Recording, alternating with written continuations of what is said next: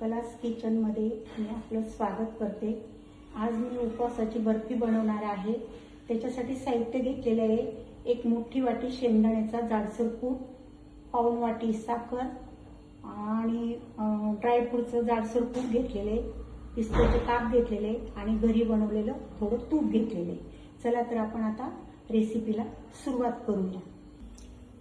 गॅसवर मी कढई ठेवलेली आहे, गॅस पेटून घेतला आणि त्याच्यात ही अर्धी वाटी पाणी टाकून घेतलेले आहे।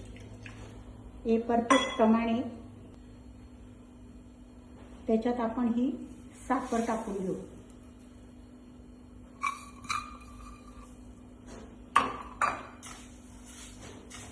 आता याचा आपण पाक बनवणार आहोत। असं ढवळत राहायचं।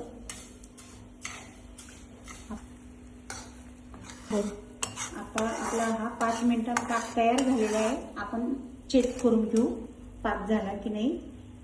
असं ताटीत थोडं पाणी घ्यायचं आणि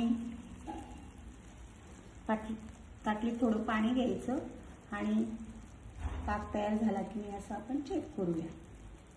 बघा अशी छान गोळी तयार होते। आणखी काही वेळ आपण थोडा पाक ठेवावा लागणार आहे। तोपर्यंत होतोय तोपर्यंत आपण ताटाला तेल लावून घेऊ, तूप लावून घेऊ। आता आपला पाक परफेक्ट झालेला आहे। एकदा चेक करून घेऊ आपण।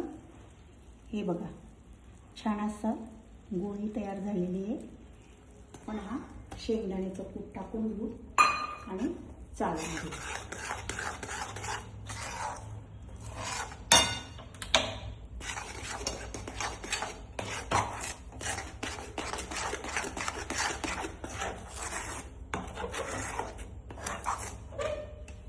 तूप लावलेल्या ताटात आता हे मिश्रण आपण ओतून घेतो।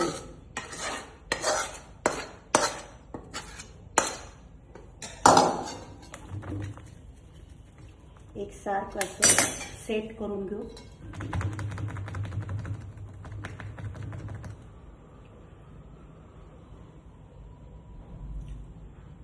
हे ड्रायफ्रूटचे टाकून घेऊ, ड्रायफ्रूट टाकून घेऊ म्हणजे छान दिसतं।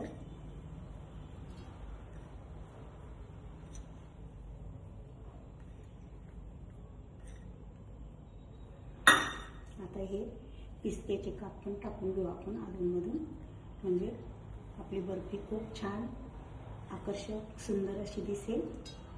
पदार्थ पाहायला पण छानच पाहिजे, चवीला पण चांगला पाहिजे। तर असं आता आपण हे मिश्रण थोड्या वेळासाठी सेट व्हायला ठेवून देऊ। एक 5 मिनिटासाठी ते सेट होईल आणि मग त्याच्या आपण वड्या कापून घेऊ। आता आपलं मिश्रण गार झालेले आहे, सेट झालेले आहे। आता आपण छान अशा वड्या कापून घेऊ।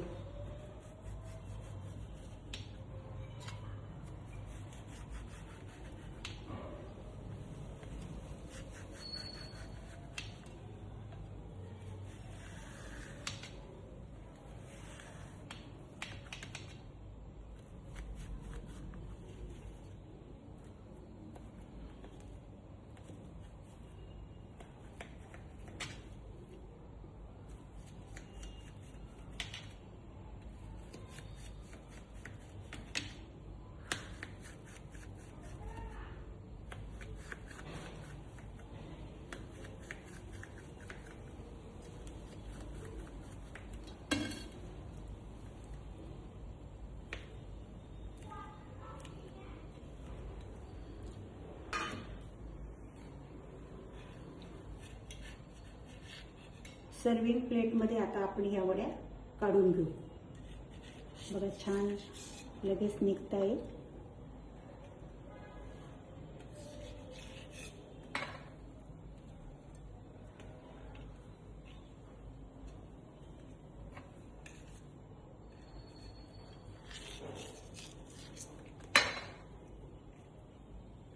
सर्विंग प्लेटमध्ये आपण आता ह्या वड्या काढून घेतलेल्या आहेत। उद्या आषाढी एकादशी आहे। उपवासाला तुम्ही नक्की ही उपवासाची बर्फी ट्राय करा।